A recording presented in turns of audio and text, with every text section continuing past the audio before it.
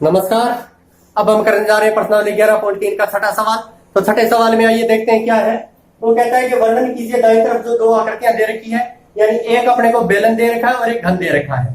बेलन की जो त्रिज्या है वो 7, जो व्यास है वो 7 सेंटीमीटर दे रखा है, तो इसकी त्रिज्या हो जाएगी अपने पास है 7/2 और इसकी जो ऊंचाई है वो 7 सेंटीमीटर दे रखी है।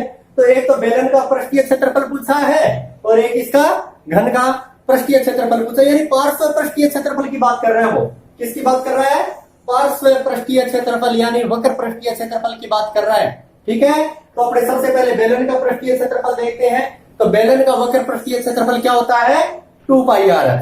तो यहाँ वैल्यू रख दी मैंने, पाई का वैल्यू रख दी, 2 का 2 पड़ा है, आर की वैल्यू 7/2 है, रख दिया। और एच कितना इसका 7 सेंटीमीटर रख दिया। तो देखो 7 से 7 कट और 2 से 2 कट, 22 का 7 से गुणा करेंगे कितना आ जाएगा? 154 वर्ग सेंटीमीटर आ जाएगा। तो ये तो हो गया बेलन का पृष्ठीय क्षेत्रफल की बात है। अब करते अपने घन की, कि घन का पृष्ठीय क्षेत्रफल है क्या होता है। तो घन का पृष्ठीय क्षेत्रफल की बात करता है तो अपने को एक तो ये वाला पृष्ठ नहीं चाहिए और एक ये वाला पृष्ठ नहीं चाहिए। यानी एक कमरे की बात कर ले तो कमरे की छत की नहीं चाहिए और फर्श का नहीं चाहिए। ठीक है, तो चारों दीवारों का क्षेत्रफल चाहिए घन का। तो घन का पृष्ठीय क्षेत्रफल क्या होता है? 4 इंटू भुजा स्क्वायर यानी 4 इंटू एल स्क्वायर। तो एल की वैल्यू रख दी मैंने 7, तो 7 इंटू 7 स्क्वायर, इसलिए 2 बार लिख दिया। या फिर इसको आप इस प्रकार भी लिख सकते हैं 7 का स्क्वायर यानी 4 इंटू 49। तो 49 को 4 से गुणा करेंगे 196 वर्ग सेंटीमीटर आ गया। अब ये पूछ रहे हैं किसका क्षेत्रफल अधिक है। तो अपने को पता है इसका 154 है और घन का 196 है, तो किसका ज्यादा आ गया? घन का पृष्ठीय क्षेत्रफल अधिक होगा। तो अब हम देखते हैं क्वेश्चन नंबर 7। क्वेश्चन नंबर 7 बहुत ही आसान सा क्वेश्चन है, छोटा सा। वो कहता है 7 मीटर त्रिज्या और 3 मीटर ऊंचाई वाला एक है बेलनाकार टैंक बनाना है अपने को। ठीक है, तो इसको बनाने के लिए कितनी चद्दर की आवश्यकता होगी? यानी चद्दर यहाँ पे भी लगी है, यहाँ पे भी लगी है और वक्र पृष्ठ पे भी लगी है, यहाँ भी लगी है। तो टोटल अपने को क्षेत्रफल चाहिए, यानी कितनी चद्दर लगी है, यानी कुल पृष्ठीय क्षेत्रफल, यानी बेलनाकार टैंक का कुल पृष्ठीय क्षेत्रफल ज्ञात करना है अपने को। तो बेलन का कुल पृष्ठीय क्षेत्रफल क्या होता है? 2πr r plus h। ठीक है, ये इसका फॉर्मूला होता है, याद रखना है अपने को कि 2πr r प्लस h। तो देखो 2 का 2 पड़ा, पाई की वैल्यू रख दी, r की वैल्यू कितनी है? 7 है, रख दी। r की वैल्यू 7 और h कितना है अपने को? 3 मीटर दे रखा है। ठीक है, तो अब देखो इसको कैलकुलेट किया, 7 से 7 का 22 दूनी 44 और 7 और 3 कितना हो गया? 10 और गुणा में पड़ा है। ठीक है, तो 44 तो 10 से गुणा किया कितना आ गया? 440 वर्ग मीटर अपने को कुल चद्दर की आवश्यकता होगी। यानी वो यही पूछ रहा है कि चद्दर की कितनी आवश्यकता होगी। अब देखिए क्वेश्चन नंबर 8 में क्या कहता है? एक खोखले बेलन का वक्र पृष्ठीय क्षेत्रफल कितना है? 4224 वर्ग सेंटीमीटर है। ठीक है, और इसको क्या कर रहा है वो? इसकी ऊंचाई के अनुदिश यानी यहां से काट रहा है वो, इसको ऐसे काटते ही ये क्या हो जाएगा? फैल जाएगा और फैलते ही एक आयताकार चद्र बन जाएगी। ठीक है, आयताकार चद्र बन जाएगी। इसका मतलब इसकी चौड़ाई कितनी है? 33 सेंटीमीटर है। इसकी 33 सेंटीमीटर है, इसका मतलब इसकी ऊंचाई भी कितनी है? 33 होगी ना फिर तो। ठीक है, तो ऊंचाई का अनुदिश काटा इसको। तो अब आयताकार चद्र का परिमाप ज्ञात करना है। आयताकार चद्र का परिमाप ज्ञात तभी हो सकता है जब इसकी लंबाई हमें पता होगी। ठीक है, यानी कहने का अर्थ है कि बेलन को काटने पर चद्र बनी है, बेलन को काटने पर चद्र बनी है। इसका मतलब इसका जो वक्र पृष्ठीय क्षेत्रफल है या पृष्ठीय क्षेत्रफल है वो इस चद्र के क्षेत्रफल के बराबर होगा। तो वो लिख दिया मैंने, आयताकार चद्र का क्षेत्रफल बराबर बेलन का वक्र पृष्ठीय क्षेत्रफल। तो अब इसका फॉर्मूला लिखो। इसका फॉर्मूला होता है लंबाई गुणा चौड़ाई, और इसका कितना होता है? 2πr h होता है। ठीक है, तो अब उसके बाद वैल्यू रखो, लंबाई x, चौड़ाई 33 बराबर 2, पाई की वैल्यू लिख दी। r कितनी है हमारे पास? यार इसका रखने की जरूरत ही नहीं है, सीधा दे ही रखा अपने को 4224, ये लो। ठीक है, तो यहाँ पे अपने 4224 आ जाएगा। x की वैल्यू कितनी आ जाएगी? 4224/33 कितनी आ जाएगी? 4224/33 आ गई। तो अब इसको कट करेंगे इससे, हमारे पास क्या आ जाएगा? 128 सेंटीमीटर आ जाएगा। कितना आ जाएगा? 128 28 सेंटीमीटर आ जाएगा, यानी इसकी जो लंबाई है वो आ गई हमारे पास 128 सेंटीमीटर। अब क्या पूछा है, चदर का परिमाप पूछा है, तो लिख देंगे चदर का परिमाप क्या होता है भाई, 2 गुणा लंबाई प्लस चौड़ाई, तो कितनी आ जाएगी, लंबाई कितनी है 128 और चौड़ाई कितनी है 33। इसको कैलकुलेट करेंगे, 8 और 3 11, 8 3 2 5 और 1 6, 1 का 1 161 आ जाएगा।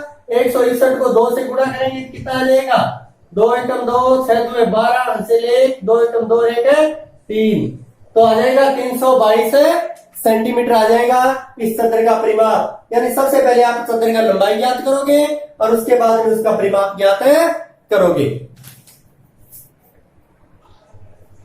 तो अब करने जा रहे हैं क्वेश्चन नंबर 9।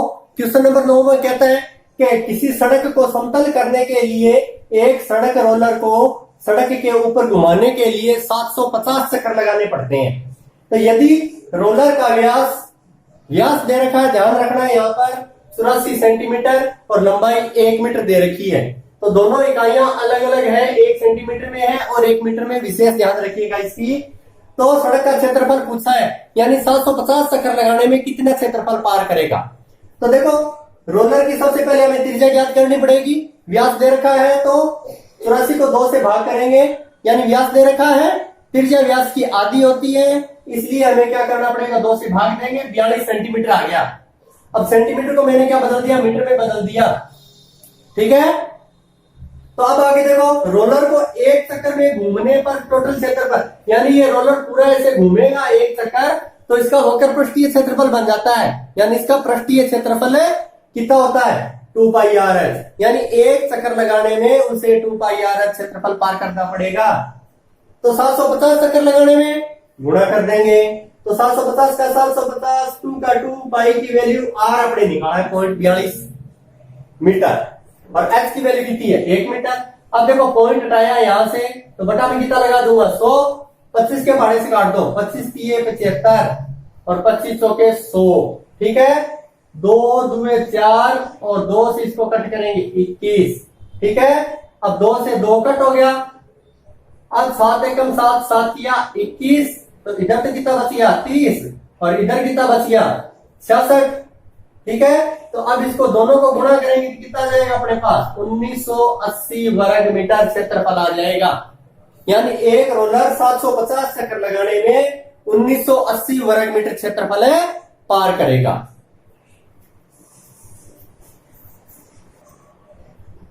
तो अब हम करने जा रहे हैं 10वां क्वेश्चन। 10वें क्वेश्चन में क्या कहता है कि एक कंपनी अपने दूध पाउडर को ऐसे बेलनाकार बर्तनों में पैक करती है जिसका व्यास 14 सेंटीमीटर दे रखा है और ऊंचाई 20 सेंटीमीटर दे रखी है, ठीक है। अब आगे क्या कहता है, कंपनी बर्तन के चारों ओर एक लेबल लगाना चाहती है। तो लेबल जब लगाती है तो 2 सेंटीमीटर इधर से और 2 सेंटीमीटर इधर से डब्बे को छोड़ देती है, समझ में आ गया। तो लेबल का क्षेत्रफल पूछा आपसे, ठीक है। तो यानी बेलन के चारों तरफ लिपटा हुआ है कागज, तो इसका मतलब वो बेलनाकार आकृति का होगा। तो अब उस कागज की ऊंचाई कितनी रहेगी और उसकी त्रिज्या क्या है। तो त्रिज्या तो अपने पास 7 सेंटीमीटर हो जाएगी, क्यों 14 सेंटीमीटर व्यास दे रखा है, तो त्रिज्या तो आधी हो जाएगी, तो 7 सेंटीमीटर आ गया।